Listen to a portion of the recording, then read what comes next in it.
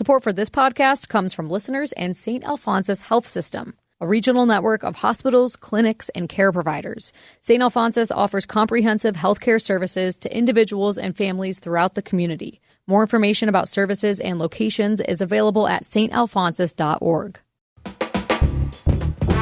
From Boise State Public Radio, this is The Connector. It's Idaho's daily news. Good morning. I'm George Prentice. We have some staggering news that you need to hear about your insurance. And we will tour the new election headquarters for Ada County. It is Thursday, the 23rd of October, and here we go with some really interesting stories.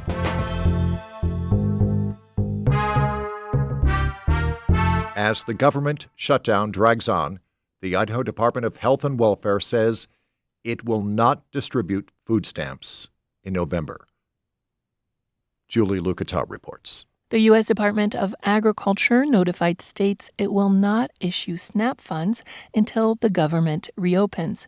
The state says that delay could go beyond November. This will affect 130,000 Idahoans. SNAP primarily serves working families, working adults, families that have children. That's Gianna Wolf from the Idaho Food Bank, which serves more than 200,000 people each month through 400 partners across the state. She says they anticipate an increase of people accessing food pantries and soup kitchens. We have agencies reaching out right now just feeling a little uncertain about what's going to happen if SNAP benefits are delayed. And so we're working really closely as a team to make sure that we're prepared. Wolf says food banks can step in for the time being, but cannot replace SNAP benefits altogether. She says the federal program funds 9 times more meals than charity food networks. If SNAP benefits are delayed for several months and there's an extended need, we cannot fill that gap on our own. And we also would love any community support during this time. In August, the average food stamp recipient in Idaho received $179 per month, or less than $2 per meal. Julie Lucatau, Boise State Public Radio News. Earlier this year, Idaho asked every homeowner's insurance provider in the state for data on their operations. And now, as Murphy Woodhouse reports, that data paints a troubling picture for Idaho. And a top official says other states across the region should undertake similar efforts to get that data. The initial findings from that mandatory data request are eye-popping. Between 2022 and 2023, the number of homeowners insurance policies collapsed by 40,000, or roughly 9% of the entire market. It is very, very rare to see that significant of a drop. It shows really unhealthiness in the marketplace. That's Dean Cameron, Idaho's insurance director.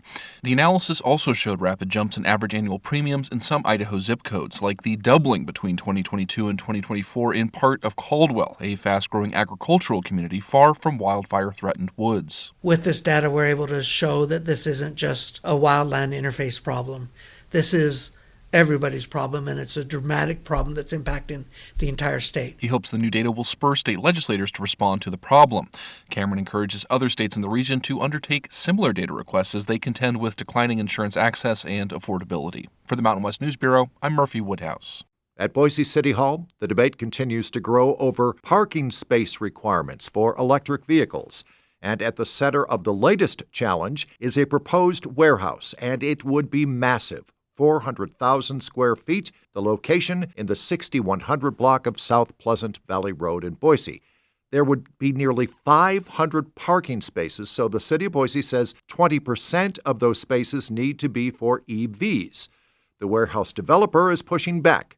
Yesterday, he stood before a Boise hearing examiner pointing to a new law passed earlier this year by the Idaho legislature that bans cities from requiring EV spaces. But a city official said yesterday that their code remains the same, particularly for projects already underway before that law changed. So, hearing examiner Milt Gillespie yesterday told the developer what he did not want to hear. The code is crystal clear. There is no hardship. And until such time as the city changes that code, it has to be the decision of this examiner. And a similar incident surfaced recently over proposed EV parking spaces at the Ada County Jail expansion. As for this latest case, what remains to be seen is whether the developer chooses to negotiate with the city over an acceptable number of electrical vehicle spaces at his new building, or whether he legally challenges yesterday's decision. We're now 12 days until Election Day, and Ada County has remodeled its election offices this year. Jamie Geary takes us along on a tour of the new facility. Election officials say the goal is to be radically transparent to citizens about the entire election process. Nearly every wall inside the building is windowed, and security cameras capture every angle of every room where employees are processing ballots. Observers can watch live feeds of ballot counting on YouTube or in a freely accessible viewing room at the front of the building. Trent Triple oversees Ada County elections. We've done a concerted effort on trying to get people access and vision into it, right? We've built a window that now everybody can look into and go, oh, I see what's happening. The office also has added security measures. All voting machines are now stored in cages inside the building's warehouse.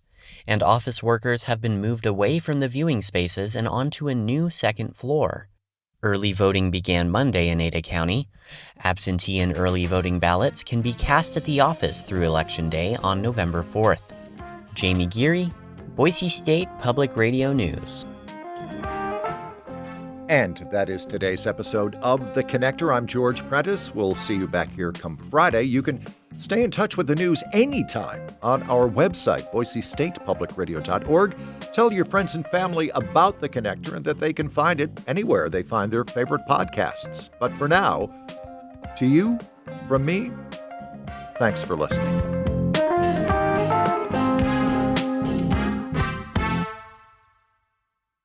Sources and methods, the crown jewels of the intelligence community. Shorthand for how do we know what's real? Who told us?